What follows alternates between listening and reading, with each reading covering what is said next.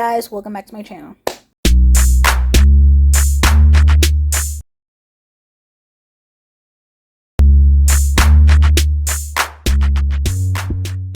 If you don't know this beat, it's a girl KylerB coming at you with a new video. So today we're going to be talking about Cruel Summer Season 2, Episode 5. And let's get right into this video because we're halfway through the season at this point. So what we basically find out is that Luke is dead, or they found his body. Jeff, he has some type of, vendetta because of something that happened. We're gonna get to it, but like I said, I had a feeling that he might be behind the filming. I don't think it's Luke's brother. I'm not sure. I said that since the first episode, but it might not be him either. So we don't know. So we found out in the last episode that Megan was preggo. So that might be where the blood came in from the cabin, where she cleans up the stuff that she threw in the trash and all that jazz. In this episode, we're on July 25th, December 25th, and July 25th of 2000. Basically, Isabella's friend, Trevor, comes into town unexpectedly and surprises Isabella. So we're just like, he came all the way from London to see Isabella. We don't know what's going on.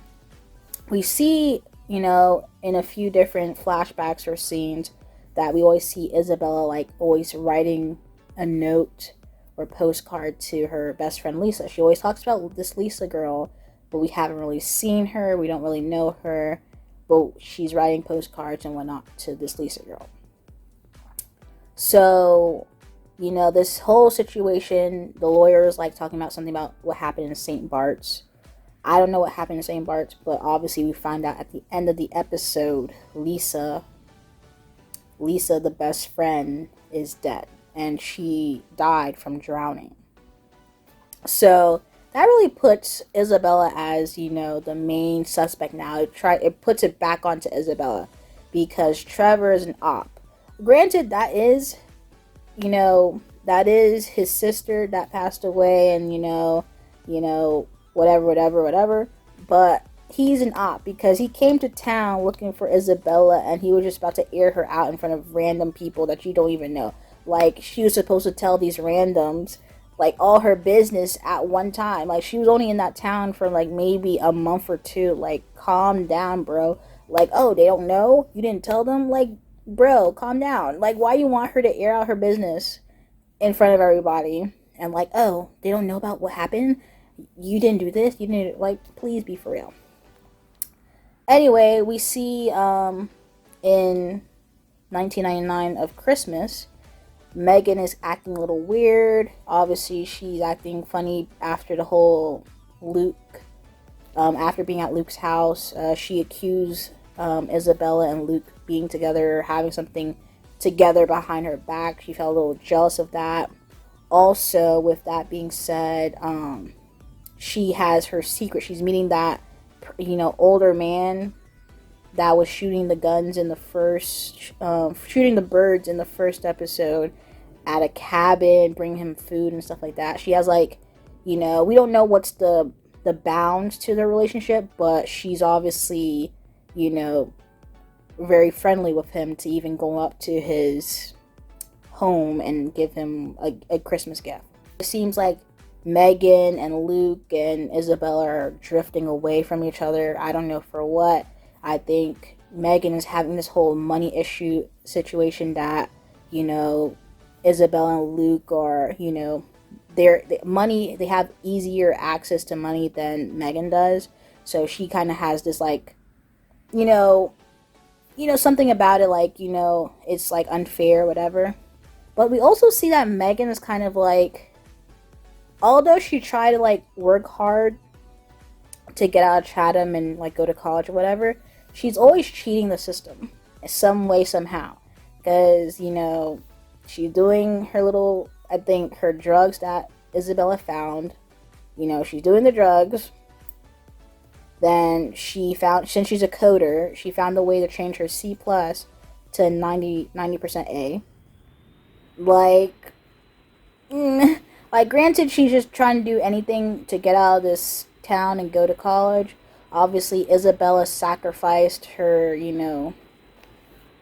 her image or whatever, so that Megan can go to college, keep her scholarship or whatnot, because she took the blame over the tape. It was actually Megan and Luke on the tape, and only Megan, Luke, and Isabella knows who's on the tape, as well as the mother, but the mother never really saw the tape, and whoever recorded them.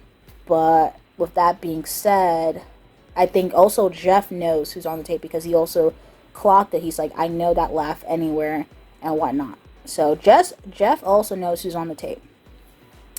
So obviously Trevor's in town. This is during the first summer that Isabella's there. Um, Obviously Isabella's asking Megan, like, how are you and Luke? Are you fine with me dating Luke? Whatever. Like, if you have a problem with me dating Luke, let me know. I cherish the friendship with Megan. She cherishes her friendship with Megan than, the relationship of some guy.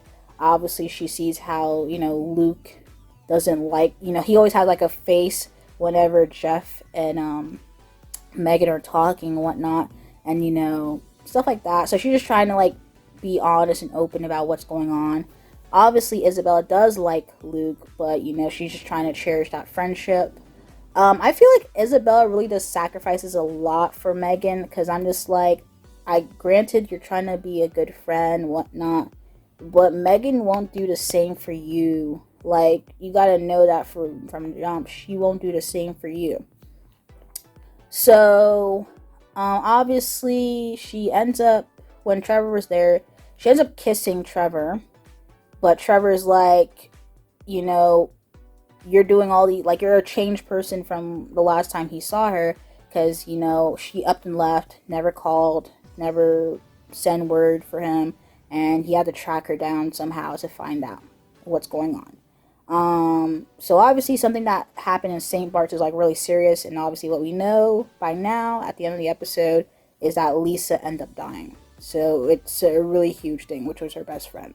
We see Megan and, gets a gift from Isabella, but she, like I said, she has a way with the whole monetary thing. Like, she doesn't have as much as Isabella and Luke, so she kind of feels very uneasy whenever she receives gifts that are, like, very expensive and stuff like that. Isabella and Luke go to the cabin after, their group date or whatever. Go to the cabin, end up doing the deed, and, whatever. She comes back to go enjoy the rest of her day with Megan. Megan ends up telling her that she actually has feelings for Luke. Isabella is like, she cherishes her friendship with Megan, because obviously her friendship with Megan means a lot to her. So with that being said, she's kind of like, she took that information and basically was like, you know what? You and Luke are soulmates. Like, you can have Luke. Basically, you can have Luke. That's basically her gist of what she's saying. You can have Luke. So I feel, because I'm just like, how did it go from one summer you're with Luke, and then by Christmas time, Luke and Megan are together? Like, it's within 6 months. Like, within 6 months, give or take, it's like, or less, it's like, you got Isabella and Luke together during July and June. Next thing you know, Megan and Luke are together. And I'm just like, how that happened quickly? And then they're all besties. Like, I'm like, how that happened quickly? So she basically, sacrificed once again her relationship with Luke so that Megan and Luke to be together, which I'm just like, it is what it is. But obviously that's how the transition between, it went from Isabella and Luke together to Megan and Luke together. But obviously Luke obviously does like Isabella back, so he's probably going to be, taken aback from that situation. But it obviously ends up happening because by Christmas time they're definitely together. Also, we see Trevor send in the mail information about his sister's passing to Megan, and basically now it sets up to having Isabella looking like the suspect. So it seems like a lot of stuff about Isabel is going to come to the forefront. You know, what happened before she got to Chatham. Also, Megan, it's kind of funny because in episode 2 or 3, Isabel was going to up and leave. She was going to leave Chatham, leave the place that, you know, she was staying. And then Megan, like, said, oh, if you leave, I'm going to tell on you, or basically something like that along those lines. And I'm just like, now, in today's episode, you tell your mother to say, Isabel needs to go. She needs to go somewhere else. She can't stay here. I'm just like, you could have just let Isabel leave when she wanted to leave, because now you're just basically kicking her out. And she's not even living in the house. She's living in the trailer outside of the house. So I'm just like, you're basically already have in different spaces, but now she has to be stuck in a town somewhere else because you feel like, you know, you don't like her anymore. You're upset because her lawyer went rogue and basically exposed that she was preggo at a time. I feel like the person who was the father of that child was not Luke. That's basically what it coming up to. It feel like it's not Luke.